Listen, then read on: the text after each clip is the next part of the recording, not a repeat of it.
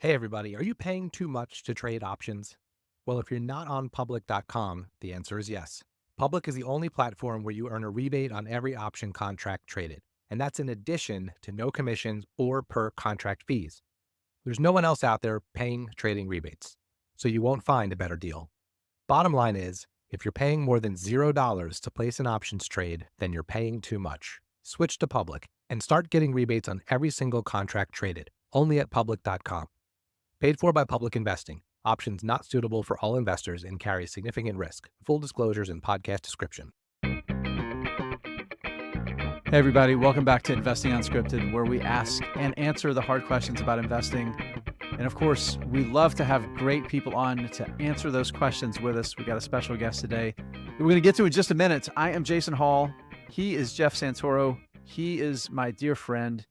He's also the voice of the people. Hey, Jeff. Hey, how are you? I'm good. I'm very good. Getting ready for a little summer vacation time coming up. So excited about that. I'm glad we're getting in a great conversation with a good friend and a longtime colleague of ours.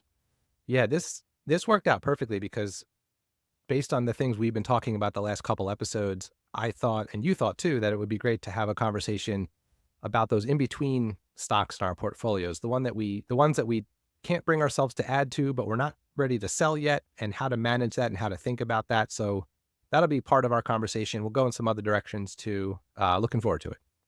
I'm excited to have somebody that actually is an expert at answering these sort of questions with us, Jeff. Somebody I've known for a very long time. The first time I ever went to the Motley Fool's headquarters, oh man, I guess it's definitely somewhere around a decade ago. Jason Moser, Motley Fool Senior Analyst, is here with us. Hey, JMO.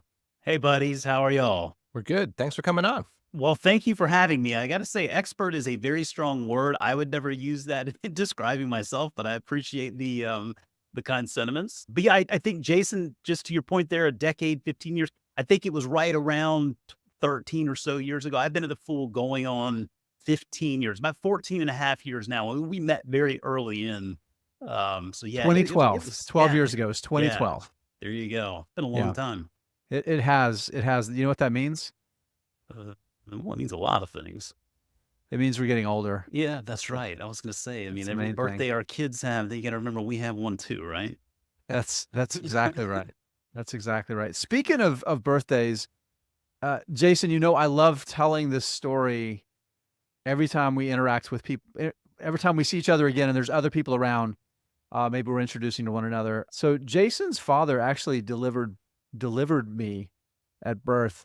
That's a lie. Yeah. Jason's father worked in the hospital that I was born in South Georgia, and Jason and I share a birthday. So of course I conflate that to tell people that Jason's father gave birth to me, which is not true. But it sounds good. It's a fun story. A funnier story that way. That's for sure. The birthday is one thing, you know, but then when you talk about the hospital, like most people probably have not heard of Moultrie, Georgia, or Colquitt County, right? Which is where my father is stationed. Yeah, and Colquitt County Medical Center. Yep. Yeah, and so my mom and dad have lived down there. I'm not from there originally, but they moved down there or something. I don't know, like 20, 25 years ago. Yeah. And it, you know, just a small, lovely little town in Georgia, but most people have just never heard of it. It's just Southwest Georgia, about an hour north of Tallahassee, Florida. Right. So when you meet someone with that connection, that, as Sheriff Buford T. Justice from Smoking the Bed would say, is an attention getter. Well put. Well put. So that's our weird little connection. Jason, I know your background a little bit. You and I, like I said, we've a lot of water under this bridge, but let's talk about your origin story, how you came to investing as a starting point, how you came to the Motley Fool is kind of the next step, and kind of the background that you've built that makes you, no, you don't call yourself an expert. We can at least call you a professional. Yeah, professional. I'll go with that. That's good. I think we're always working to get to that expert level, and hopefully feel like you never quite get there. That means you're always aspiring to be more. But yeah, I mean, investing for me started, thankfully, at a young age. My father, as we mentioned, he's a physician by trade, but he's always enjoyed investing. And so specifically, I can look back at my childhood in when I was in 8th grade. And he would give me a ride to school every morning because it was on his way to work. Back when we lived in Charleston, South Carolina. And he just would talk to me on the way to school about investing, about this latest stock that he heard about. He was always talking kind of within his circle of competence as a doctor, which I thought was interesting because I learned a little bit more, not only in regard to investing, but also in regard to what was going on in his professional life. But that's where the conversation started.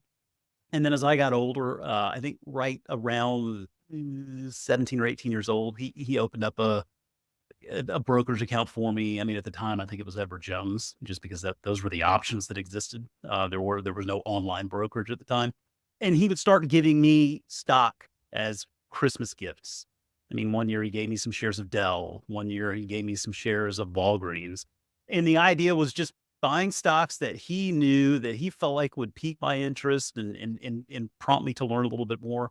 And I did. I went to college, majored in economics, got out and did a number of different things for work that ultimately led me to, after I got married, my wife and we traveled some overseas with her job, and we were in Kazakhstan, of all places, Astana, Kazakhstan, just in the middle of the freezing cold there. And I guess it was 2005 or something like that. Yeah, maybe it was 2005, 2006, I guess. And just we were sitting there in our house in Kazakhstan. It was freezing outside, so I'm just fiddling around on the internet. And I just ran across an article that was linked to Fool.com. I had no idea what Fool.com was. Clicked on it. I remember the article was about Joy Global, and clicked on it. And then that just kind of got me going down the rabbit hole of what was in this Motley Fool universe. And I just kind of quickly became hooked. I was just like, wow, these are my people. I want to learn more. And so then I started looking at all the services and learning more about the different services. And so I just stuck with it first and foremost as a member. And then, believe it or not, the job that we were working out there had a connection that introduced me to Matty Argersinger, who's, I'm sure a lot of folks out there who know the Fool know him. And so Matty kind of helped light the fire under me to pursue an opportunity with the Analyst development program at Fool. And the rest, as they say, is history. I got the job in 2010 and just have not looked back. That's so interesting that it started at such a young age for you, because I laugh to myself, because if I try to talk to either of my kids about stocks, they just make fun of me for being such a nerd about it. So I want to ask this question because I've known your voice and you as a podcast guest for as long as I've been interested in investing. The Motley Fool podcasts were one of the first things I kind of came across as I became interested in this back in 2020. So I know a good amount about what stocks you're interested in from the Motley Fool services side of things, because you've talked about that, because those are Motley Fool podcasts. But I'm actually curious, and I think our listeners who are also Motley Fool podcast listeners might be interested to know a little bit more about the kind of investor you are personally. Like, what kind of stocks or sectors you're interested in? Are you all in stocks? Do you have index funds? Like, as much of that as you're willing to kind of go down and talk about, I think that would be interesting for people to know. Yeah, sure. I think so. For me, one of the things when I first got to the Fool, and I that was a question I had to sort of ask myself going through the Analyst development program, was what kind of investor am I? Because there was always this sort of, well, you're either a growth investor or you're a value investor. And at the time when I got hired at the Fool, there was a very heavy tilt towards value investing. And I didn't know at the time. I was like, what am I? So I started kind of learning more. And I found very quickly, one of the things that attracted me to Motley Fool was all of the different services that we had. Now, the service landscape at the time was considerably different than it is now. But at the time, I mean, we had stock Which is advisor. considerably different than it was 6 weeks ago. Yeah, exactly. It changes quickly, doesn't it? But at that time, back in 2010, I'm sure a lot of folks, longtime Fools will remember. I mean, we were pretty simple. We had stock advisor, rule breakers, income investor, inside value, and hidden gems. Yep. And so we kind of scratched every little itch there, whether you were growth, value, general, income, small caps. And so what I discovered quickly was that I've always just considered myself a foolish investor. I like all of it. Now, my job today, I mean, I work a couple of different services at work that focus primarily on immersive technology and sort of the 5G mobile connectivity and the economy that's coming from our growing reliance on connectivity. So it definitely tilts more tech today than it has in the past. But a lot of that is just kind of the coverage in my job. In many folks might remember that for a few years, I did a podcast called Industry Focus with Matt Frankel, where we talked exclusively about financials. And that was an area that I really enjoyed learning more about, particularly with Matt, because I mean, I would put Matt up there with, in expert class when it comes to financial and banks and things like that. So what I've really enjoyed as just an investor in my job is expanding my circles and learning more about all of that stuff. Now, with Mhm. that said, the coverage that I might offer on the podcast or in my services, because they're so work specific, they're not fully reflective of my entire portfolio. I mean, I think today I own probably 35 total companies. I do have an index fund to sort of protect myself from myself. And I've also seen how I've gotten older that my tastes have expanded a little bit. I certainly have more interest in dividend stocks today than I did 15 years ago, right? But I'm also looking at it from the perspective of my retirement portfolio and thinking, hey, I want to make sure I have some of those income generating investments in my later years that can provide that steady cash. So I think that's the fun part about investing is it never really stops, right? It's always fluid, always changing, and the idea really is to kind of keep on expanding those circles. Hey, everybody, we'll be right back, but first, a word from our sponsors.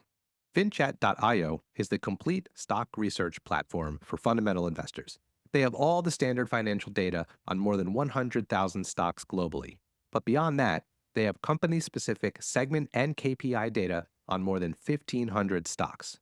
Want to see Netflix's average revenue per member over the past 10 years? Finchat's got it. Do you like to track YouTube's advertising? They've got that too. Want to see how much of Celsius's revenue comes from Costco? You guessed it, they've got it. The breadth of Finchat's segment and KPI data is truly one of a kind. I use Finchat all the time and I love it, especially for checking out the KPIs of all the stocks in my portfolio. To get 15% off any paid plan, go to finchat.io/unscripted. That's finchat.io/unscripted to get 15% off any paid plan today. The link will be in the show notes.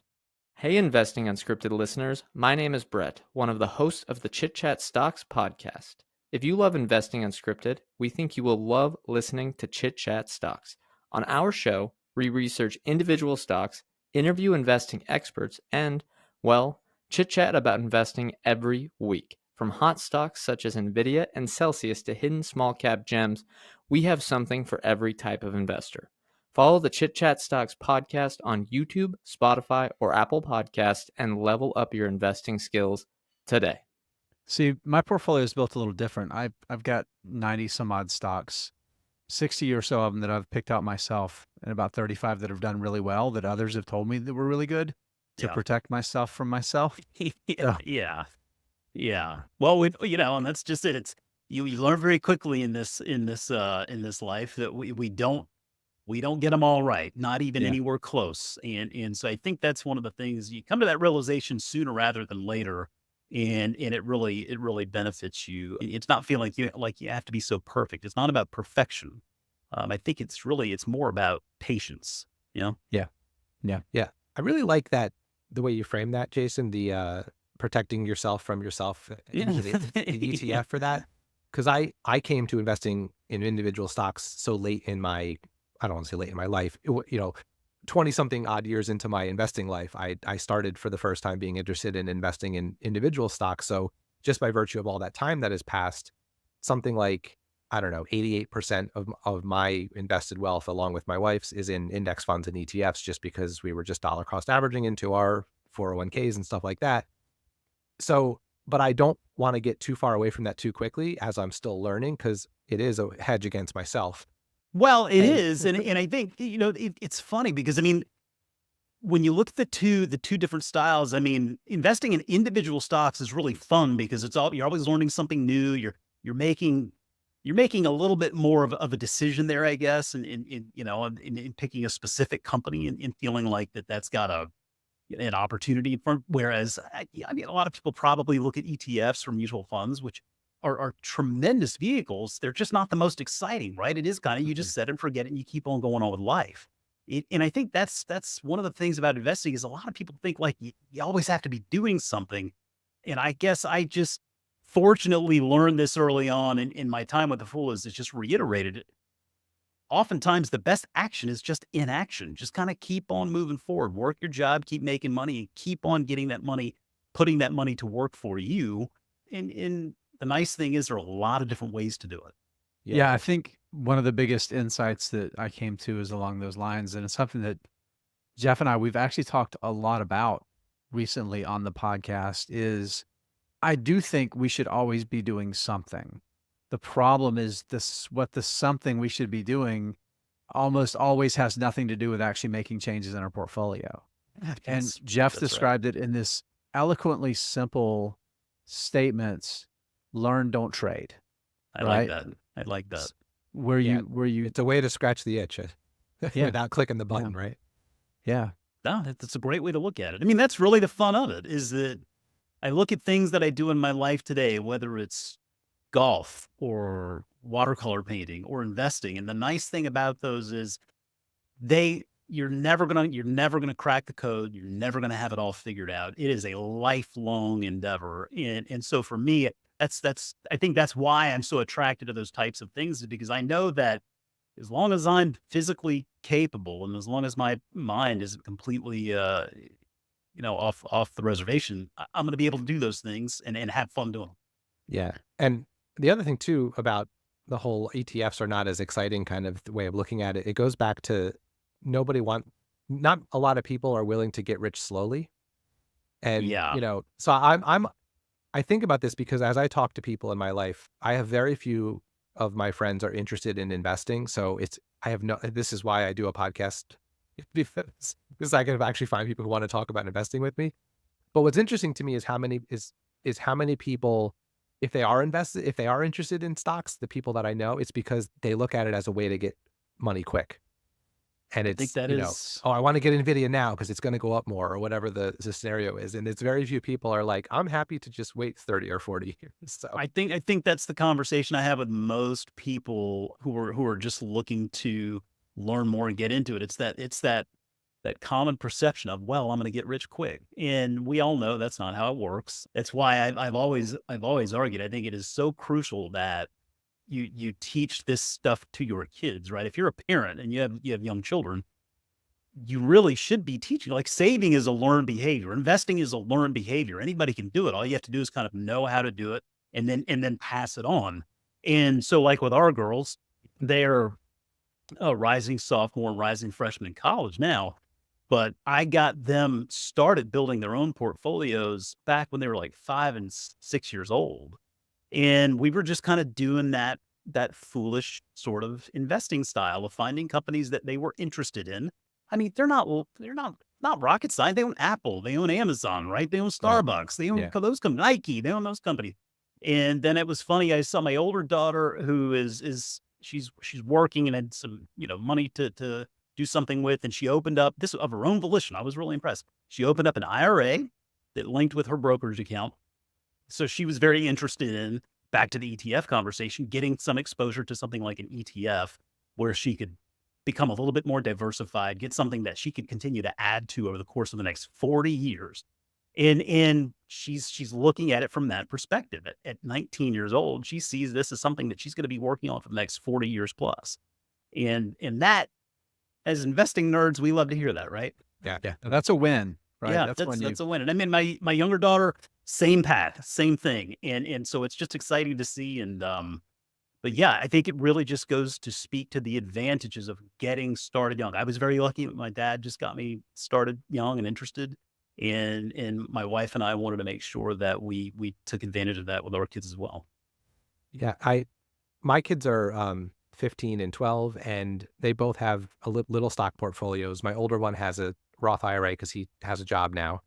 And what I told the older one was, talk about like building habits early. I said, if you decide right now from this very first paycheck, you're going to put at least 10% of everything you make into an investment account, and you just commit to that now as a percentage, you'll be absolutely fine when you're my age. Like that's how I framed it to him, because I never thought of it in percentages when I was younger. I thought of it in dollar amounts, which was Sure. dumb.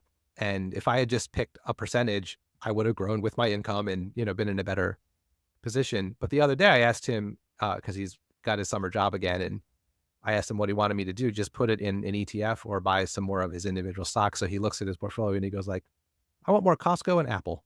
And it's exactly because he goes to Costco and knows it's really popular and people are there, and he knows Apple, he loves their product. And I was like, that's exactly That David that, Gardner like, buy what you mentality. You own. just Yeah. add to those winners. The winners tend to keep on winning, and I mean that's just such a great way to look at it. And yeah, the challenge at that age is just, I mean, when you're that age, you feel you're just immortal. Like you don't think about time the same way that you think about it 30 years down the road. Yeah. And that I think is the challenge is trying to get people to sort of think that way, even though really biologically they're not programmed to think that way at that point in their lives. Delayed gratification is so difficult. And one of the things I wanted to just touch on quickly before we pivot here is you've talked before about planting those seeds with your kids of saving and putting money aside and like getting them thinking about that, because it's like everything else in life. Nobody ever really rises to the occasion. You sink to the level of your training, right? And Yeah. it's the same way when it comes to money skills and finance and investing. It's those early seeds that you plant, instilling those behaviors that your kids can build on. And I really appreciate that. That's one of the things that, Jason, I've actually learned from you and listening to you on some of the podcasts and stuff over the years. Yeah, I think that's exactly it. I mean, it's just a little nudge at a young age can really have a profound impact for someone over the course of their life. Yeah, for sure. All right. So here's something. This is the biggest reason I wanted to have you specifically on the show here, Jason Moser. And that's because I have some specific stocks in mind that I know you know well, and they fit exactly into this category for me, which is I own them. I don't want to sell them. They're struggling. And so I don't want to add to them either, because I'm not quite sure if like the struggles are a real thing or just a temporary thing. So Yeah. I think it'd be fun to have a conversation, with you and with my less informed Jason here. Let's just call me dumb Jason. Dumb Jason, other Jason, lesser Yeah. Jason, whatever. But just like, how do you think through that? Like, what are some of the things, we talk a lot on our podcast about having like the investor toolbox. Like, so what are some of the things in your toolbox that help you navigate that, both from like a mindset standpoint, but also just like, what do you look at? How do you track whether it's going to get back on track or never will? And when do you decide to bail? Like that whole thing. I'm just curious how you think about that specific scenario. Yeah, I think so. I will say over the years, I have become less prone to bailing. I tend to adopt a little bit more of that Tom and David Gardner sort of mindset. I mean, Tom, I think, came out with something several years back that really has stuck with me. Whatever you think your holding period is for a given stock, double it. Right off the bat, just double it. So if you think you're going to own it for 5 years, double it to 10.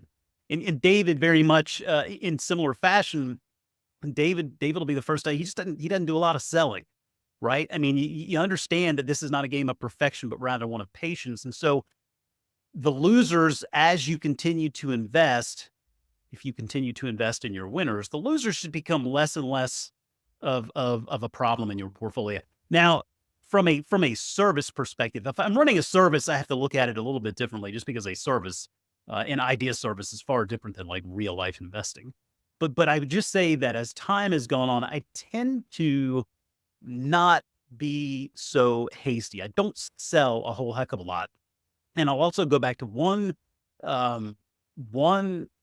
sort of axiom, one sort of snippet that stood out to me several years back. And you guys, I know, Tim Hansen. Tim used to work with us at the Fool, and he's off doing other things now. But I just remember him just so saying happened one he's been year, a guest on this here podcast. Oh yeah. That's, I did see that, by the way. That's good. Yeah. Tim, super nice guy, obviously very well schooled. And I learned a lot from him as a member, and then leading into my early days at the Fool. But one thing that he said to me that it sticks out to me today still, it was just, he made this New Year's resolution one year to not sell a stock. So January 1st, my New Year's resolution is I'm not going to sell any stocks this year.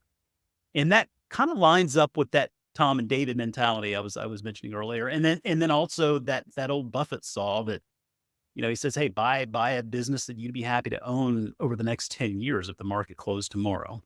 Now, do they all work out? No, right?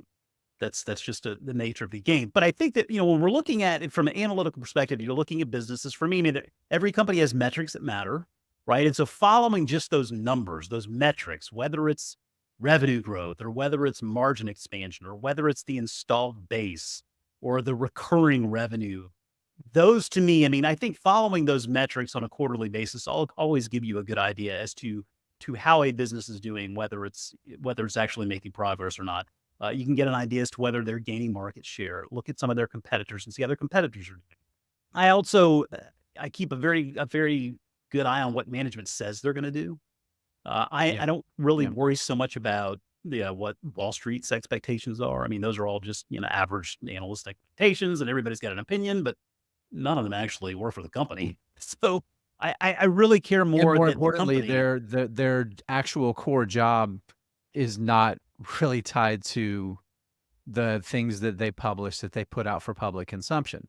Right? Exactly. So, I mean, you think about those Charlie Munger incentives quotes, and that kind of gives you a little bit more to think on there. Right. But Exactly. yeah, I mean, I like to see that management is doing what they say they're going to do. I think if you see over the stretch of several quarters where they are not, or they're changing their tone or they're changing their narrative, then you start to get some ideas as to maybe these guys aren't fit for this job. Maybe the CEO isn't the right person in the role.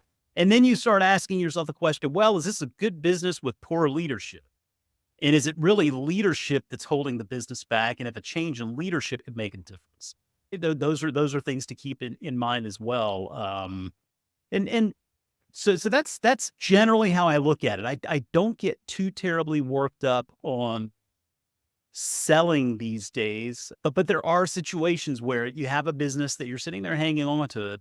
And I'll use, I think, a great one that I've actually put it on hold in one of our, in the services that I work on. I mean, one we talked about a million times on the podcast before, TWLO Health.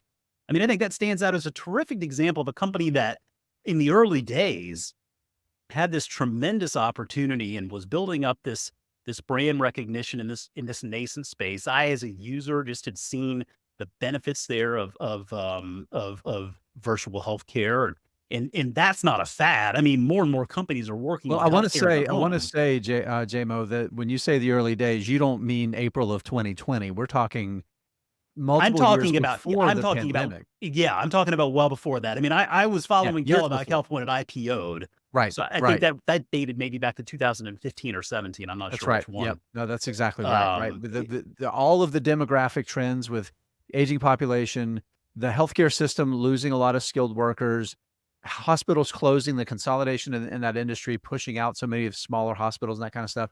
People being, 6 hours away from a specialist. Yeah. Like all of those things, cost of care going up, like it directly pointed at this company, like their core value being exactly what the healthcare industry needed and what consumers of healthcare needed. Yes, scaling healthcare. I mean, one of the bigger challenges, but something that absolutely is going to need to be done.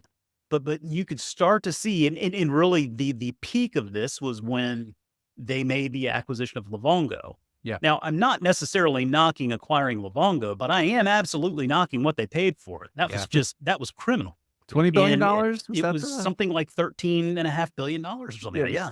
It was a very large number. Yeah. Fairly criminal. And I don't hold just the CEO accountable because I have to believe the board played a role in that as well. But I mean, I remember thinking at the time, I was like, man, that's insane. The only thing I could think was, well, maybe chronic conditions. The neat thing about chronic conditions is they are chronic. They need full and lifelong attention. So maybe there's something there that we're missing. And then it became very clear as time went on. And when I put the company on hold several months back, I said, you know what? I think this is a business with a lot of potential. I don't dismiss the market opportunity, right? Scaling healthcare is something that absolutely is going to have to be done and will be done. And I also didn't want to take away from the fact that they made an acquisition of BetterHelp back in the day for something like $30 million, and they turned that into a $1 billion revenue business.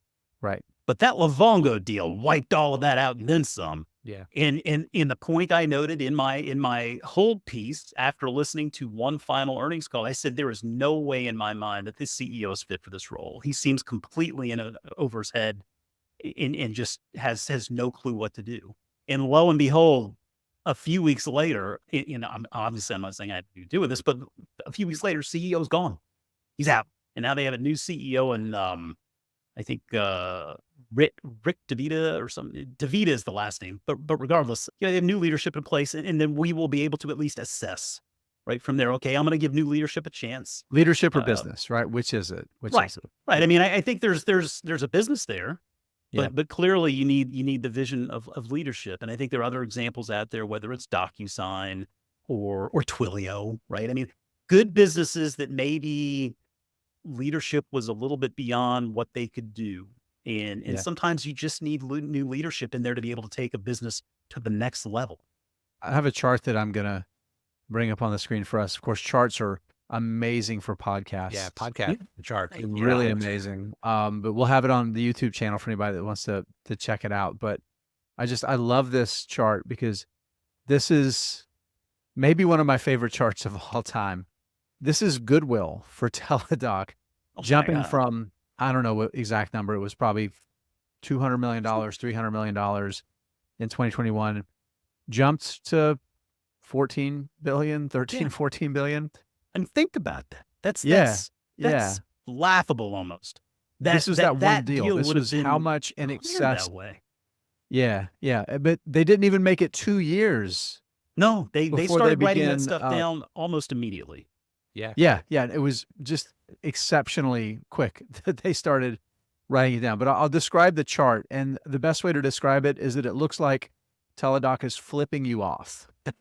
It's a message to its shareholders. Yeah, cup and handle, candlestick. Well, that's the middle finger pattern, right? Exactly. I mean, that's what that is. Yeah. And so, I mean, the other thing I will say too, and I want to make sure I get this point across, because you couple this, I think, with the fact that you're not going to get everything right. Position sizing matters, right? And I think that's really important for people to remember. And just to give you some quick guidelines as to the way I look at position sizing and the services that I run at work, we talk about, you break these ideas down into your stalwart type companies, which are real solid, just bedrock companies that you can rely on. You got sort of your middle ground, what we call proven winners. And they're companies that are succeeding and kind of making their way towards stalwart status. And then you've got your high flyers, which are kind of those rule breaker style ideas, which typically smaller companies, but they're not fully proven yet, but they have a lot of potential and they're exciting. They're probably disrupting something. And if they disrupt it, there's a ton of money that they can make. That's exactly right. And so when you look at something like stalwart company, we would say you could have 5 or 6% of your overall portfolio in that business. And with a proven winner, you could have 3 or 4%. With a high flyer idea, and let's be very clear, TeleDoc, TWLO, DocuSign, those types of companies, those are high flyer ideas. You don't want any more than 1 or 2% of your portfolio, right? Yeah. Because if something works out, then that's great. If it doesn't work out, it won't be fatal. And that, I think, is just something for people to remember, is that position sizing really does matter. Yeah, I loved all of that you just went through there. And the thing that stuck out to me, because it was affirming for me, because I think this is the way I think about the selling thing, is I try to see if there's still some story that I can believe in for the future. Yeah. And if there is, I'll just wait and be patient. Yeah.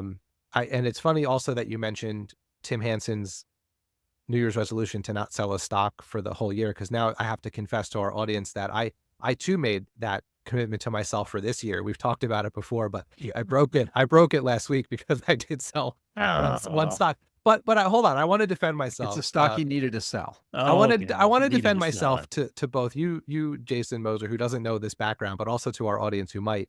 I have a lot of stocks in my portfolio I bought when I was brand new, just completely because they were a recommendation in like Stock Advisor, and I just blindly, like it was Thursday at 11, and I hit buy, right? And the reason I felt okay with this breaking of my New Year's resolution for this one particular company is I spent a much longer time than I normally do thinking about whether I wanted to sell or not. And it met a couple thresholds for me, which was, it was a company I never really had conviction in at all, because I bought it just because someone told me to. And I couldn't see a path forward. Like I didn't believe that I saw a clear enough way for this company to be successful in the future. So I kind of felt okay there. Because in the past, I've sold for all sorts of stupid reasons, and some of them have worked out and a lot of them have not.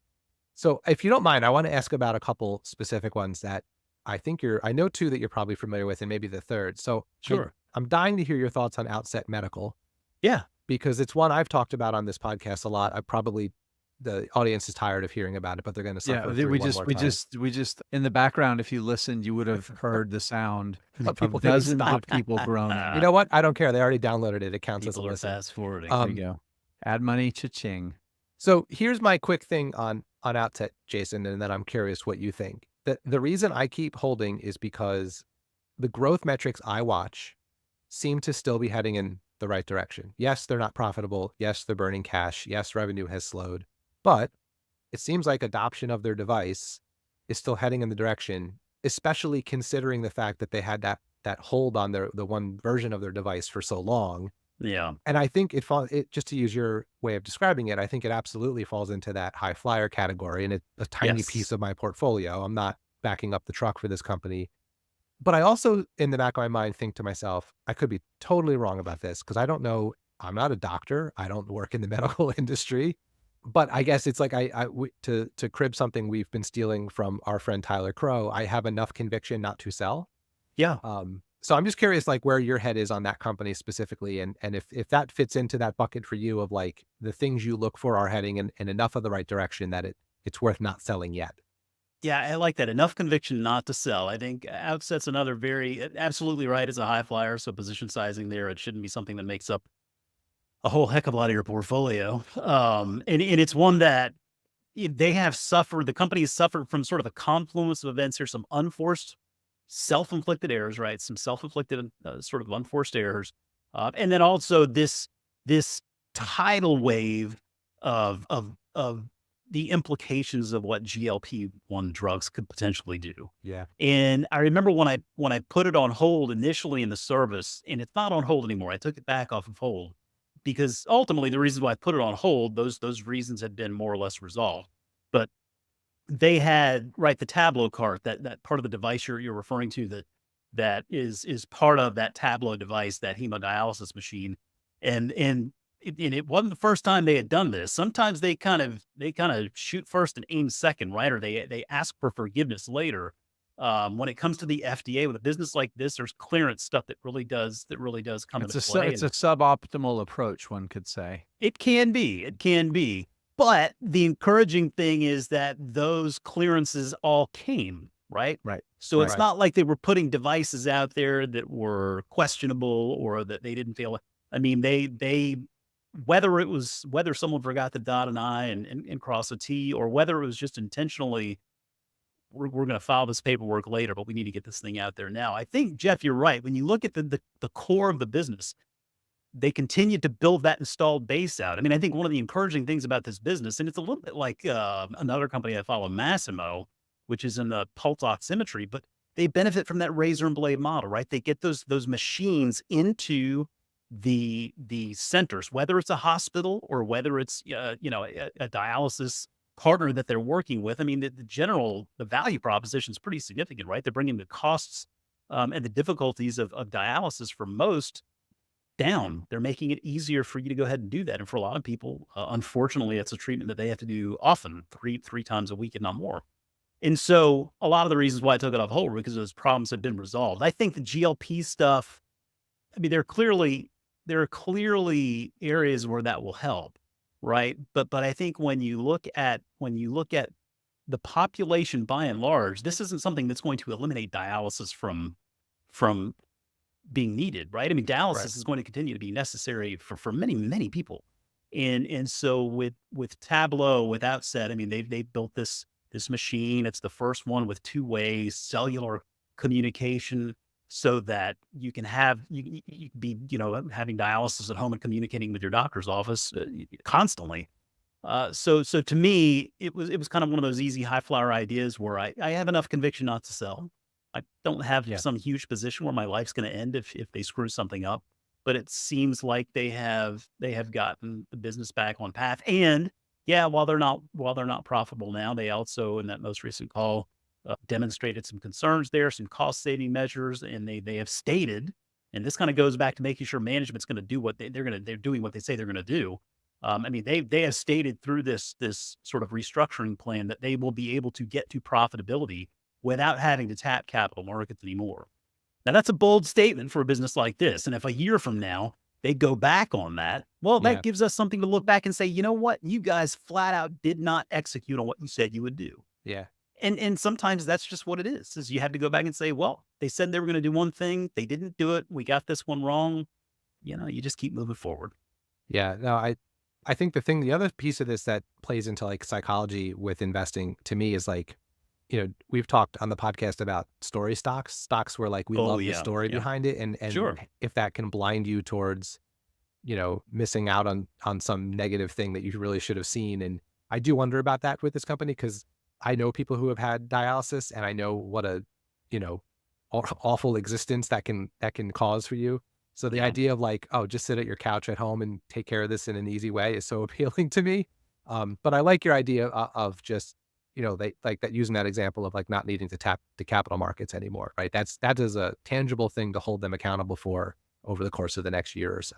Yeah. Yeah. And if we see them continue to just put devices out there and sort of ignore getting clearance, I mean, that could tell you something too. I mean, it's like maybe you do it once or twice. We can maybe explain that, but if that's something that a company is just doing on a consistent basis, then you kind of have to wonder, like, Yeah. why do you keep doing this? Yeah. And maybe that's a question that you call into the earnings call and you ask them. I guess I don't know, but yeah, it's one of those things where again, I mean, you never like to be a desperate seller in anything, whether it's a house or a stock.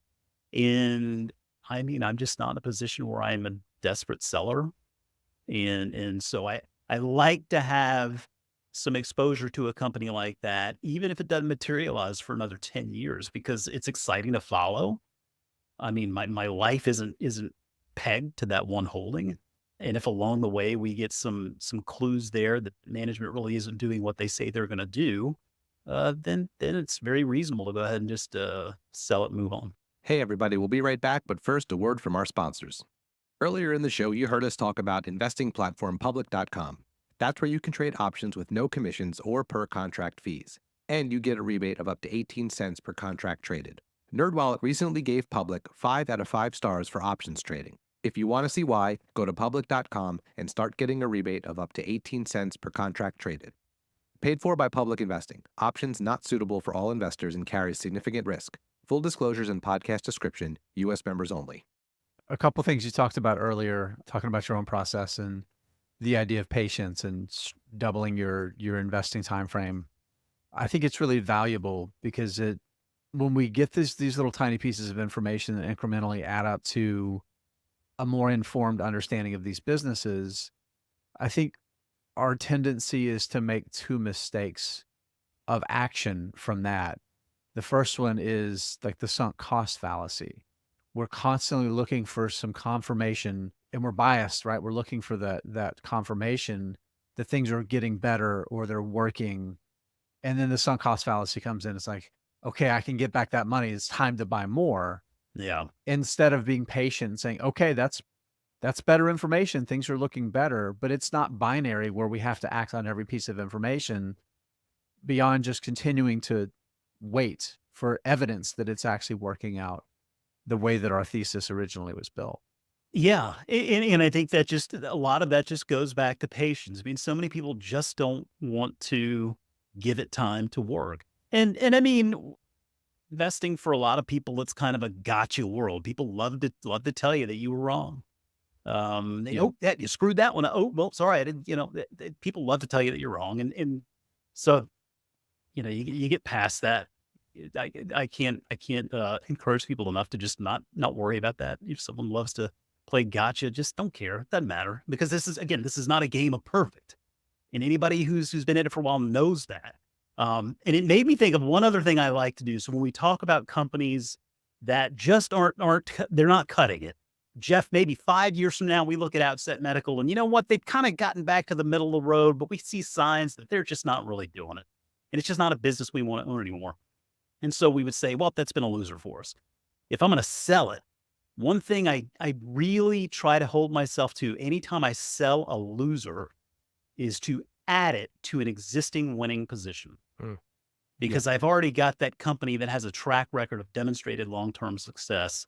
And the one thing with selling a company, people say, well, sell it and put it into a good idea. Well, you better make sure that next idea is a good one, because there's no guarantee that it will be. Yeah, whenever Jason Hall and I are texting about the idea of selling something, Jason the Lesser. We'll go with Jason the that. Lesser. That's a question we ask each other, like, to buy what, or what are you going to do with the money? You know, just to Yeah. sort of Yeah. put that Yeah. check in place. So Absolutely. that's the thing, right? Because when you decide to sell a stock, you're not just trying to make one right decision. Now you have to make two right decisions. That's right. You know, there's the sell. Is this the right decision to sell? Okay, what am I going to do with it? And then make that right decision. And I love exactly what you said there about the idea of just reinvested in something that's been a winner for you, Yeah. because you start small with these less clear, higher risk, more binary companies, and you buy more of them when they show that they're doing it. That's one of my favorite things to do. Again, to crib the David Gardner winners keep winning and averaging up. Some of my biggest overall winner in my portfolio is Mercado Libre. It's my largest stock by cost basis and actual value. I invested significantly more dollars in it after it was a proven winner Yeah. than I did when I started with it, when it was less clear that it was going to be a winner. Yet it continues to create enormous value. You can be late to these companies and still do really damn well. Dude, look at, I mean, look at where all of these big tech names are now. I mean, Yeah. we're talking Yeah. about companies that are $2 and $3+ trillion market cap. I mean, 10 years ago, we all would have been looking at that as just kind of pie in the sky, but now we're having the discussions of who's going to get to 4, who's going to get to 5 first, and Right. on it goes. And yeah, I think that was one of the more impactful lessons I got from David Gardner early on. Was having that comfort to average up, to add to winners, because they built that track record over time. I mean, they tend to keep winning. It doesn't mean they always will. I mean, new leadership can get in there and screw things up with the best of them. So you got to keep an eye on that stuff. But just, yeah, I think generally speaking, having that skill set to be able to average up, to add to your winners, is a really valuable one.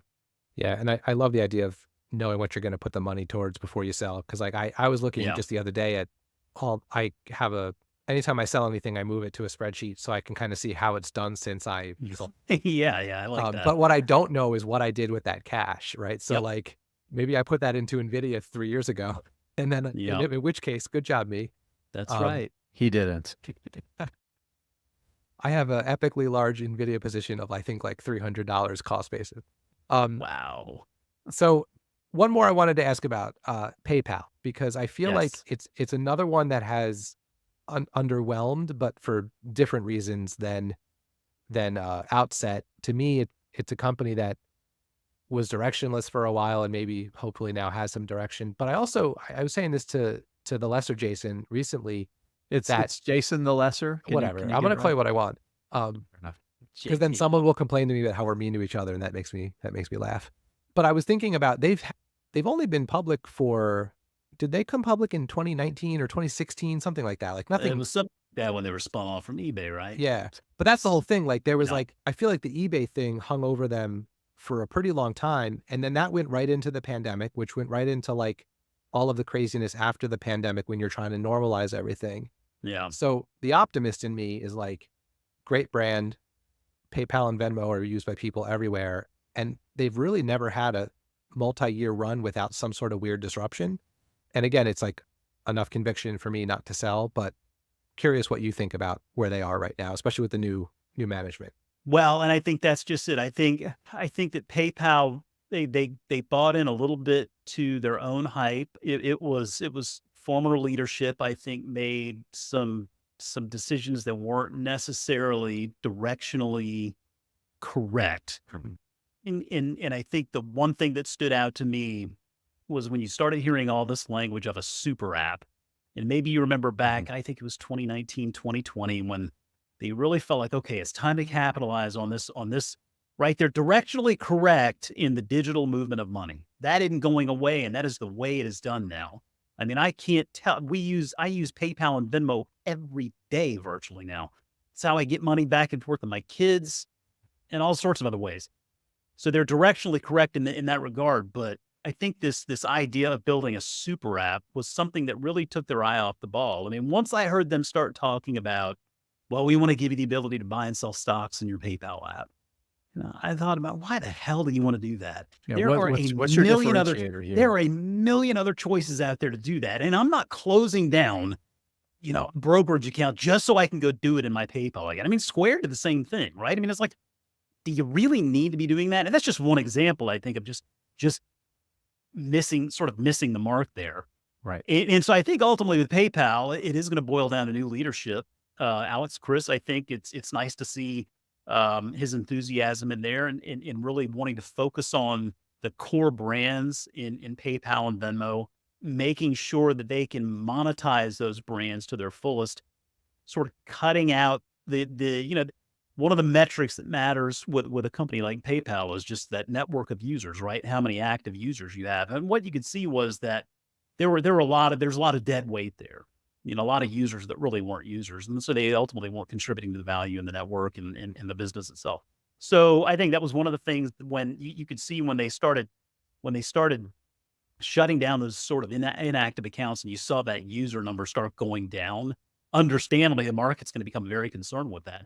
Also with the fact, I think that generally the long-term direction with moving money, the costs of doing that continue just to come down, down, down, right? It's not something where a business has a lot of pricing power to say, well, I'm going to charge you more to be able to Venmo Jeff money. Most people want to be able to do it and want that cost to come down. And so then, they have to figure out other ways to do that. And they do that with their merchant solutions side of the business and what they do with Braintree and sort of the unbranded checkout. Yeah, I think weaning themselves off of the eBay model, that was something that took a while to do. But again, I think with PayPal, I mean, number one, I think you have to give, if you're an owner in the stock or you're a believer in the stock, I think you have to at least be fair and give Chris some time to work his magic there and execute on his vision. They seem to be very focused on getting the financials back in order. So they're a little bit more granular with some of the data that they give us. Yeah. Putting a lot of that cash flow back to work, repurchasing shares. And so I think there's a lot of potential there. Again, it's not one where I have some huge outsized position, but given the market opportunity and kind of given the nature of how money is moving these days, it sure feels like PayPal and Venmo are going to be a big part of that future. And so I'm okay with being patient with that one as well. Yeah. It just seems to me like they're so ubiquitously used that it's worth at least waiting to see if they can. Yeah. I mean, and that's just it. It's like, it kind of goes back to that Buffett thing. Sometimes it takes 10 years. I mean, I know that's hard for people to believe, but use Nvidia as an example, right? I think David Gardner, Nvidia has been a recommendation and stock advisor for a very long time, but that thing did nothing. Yeah. That stock did nothing for like a decade plus, just nothing. Yeah. So did you have the patience just to kind of put it in the back of your portfolio and just get on with life? Because if you did, you're feeling pretty good about that today. If you didn't, you're probably saying, dang it, I should have held. Yeah. And that's just it. Sometimes it takes that mentality and not everybody wants to do that. Okay, Jason, we're getting close to the end here. I want to have a little fun. I want to do, Jeff, we haven't done a lightning round in a while. I want to do a lightning round. Oh. Yeah. So I got 3 questions that I'm going to ask you. The goal is to answer them quickly and concisely. So I can ask them quickly. I can never answer them quickly. So, all right. So here's what I'm going to do. And you saw a couple of these on the outline already, but I've got one that is completely out of nowhere.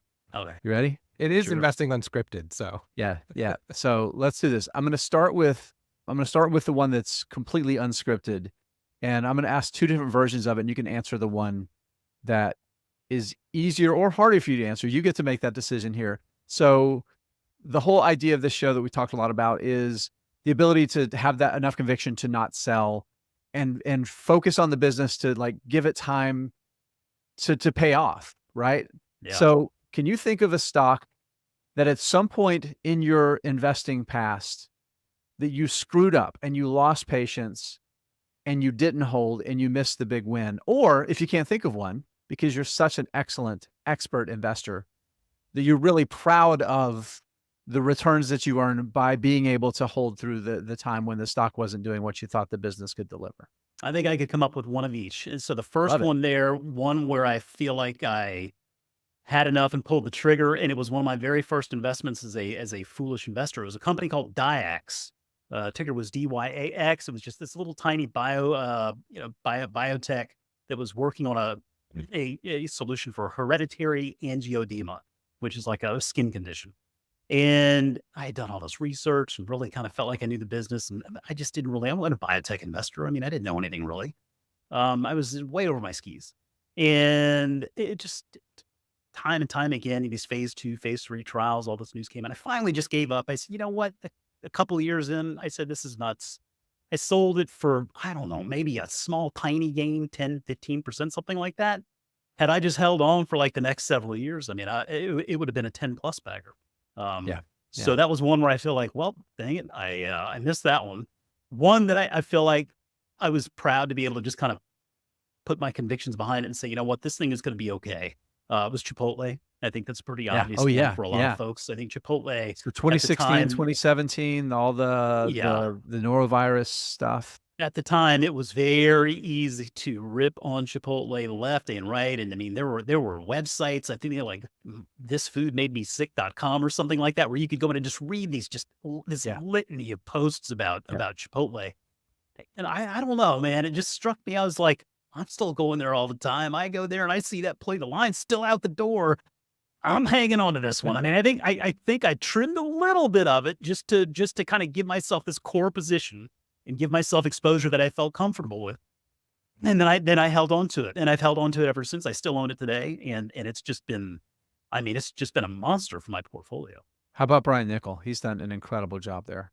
Yeah. And that's a good example of sometimes you just need to get leadership in there to help take that business to the next level. It's not to belittle what Stephen Ells did to get that business to where it was, but Ells just didn't seem like he had that skill set to be able to deal with what the company was going through and then ultimately to scale it to that next level. And that's really what Nickel brought to the table. And they did a terrific job hiring. Yeah. Okay. Go ahead. Before you ask the question, I want to piggyback on that because that's something I think a lot about with management. I heard this phrase once and I really liked it, that a person is the reason that this company has gotten to where it is, but it's also the reason it won't get any further. Yeah. And I think that's the case with a lot of, especially founders at some point for certain businesses. So I think that's worth thinking about. All right, back to the lightning round.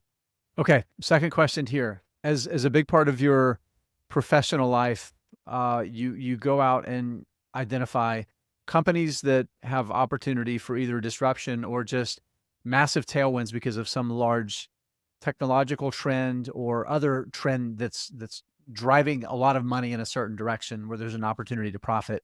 I want to ask you, artificial intelligence. You think about where we are. Bubble, inflection point, both, neither? Give me your best 30-second answer.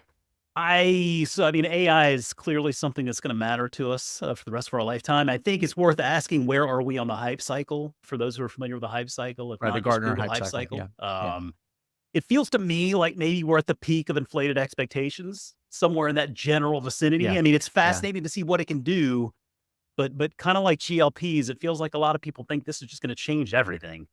Yeah. And it's clearly going to change a lot of things, but I think it's going to take a lot of time for us to really learn that. So it's not going to change everything next week. Yeah. And it's not going to be a straight line up, right? So I feel like maybe we're going to enter some sort of trough of disillusionment. If you look at Nvidia's free cash flow, it's pretty much been a straight line up for the past 18 months. Yeah, but we'll see how long that lasts. I don't know. Right. But I mean, again, Nvidia is just one company, right? I mean, I think, yes. We're going to learn a lot about AI over the coming decade plus as to what it can do and how it can make our lives better. I don't think that'll be a straight line up. I think we're probably going to enter some trough of disillusionment at some point to a degree. The good news is when that happens, typically opportunities arise. Love it. So I just got two really good band names out of that: Trough of Disillusionment and Opportunities Arise. And good band. Right there. Okay. All right. Here's my last question here, and we'll wrap things up after this one. Talking about big trends, what is on your radar right now that you think is interesting or that you're really paying close attention to? Yeah. So like I said earlier, the services that I work on at work are focused specifically on immersive technology and then also just connectivity and mobility. And I think immersive technology is fascinating. I think what I've learned over the last 5 years in that space is that it's still very much an opportunity in its infancy. And I don't know that I would expect as an investor some aha moment to pop up over the next several years in regard to immersive technology and how it can impact us in the masses.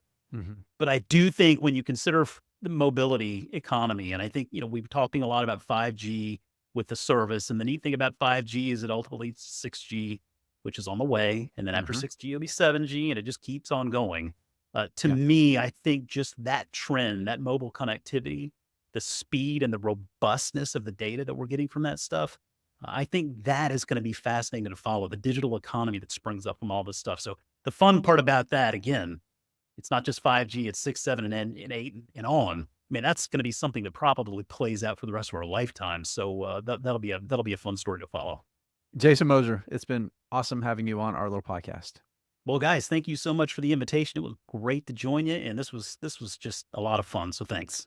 Yeah, absolutely. Awesome. Thank you. The accomplished golfer, watercolor artist, and sometimes stock picker, Jason Moser. Jason, we'll see you next time.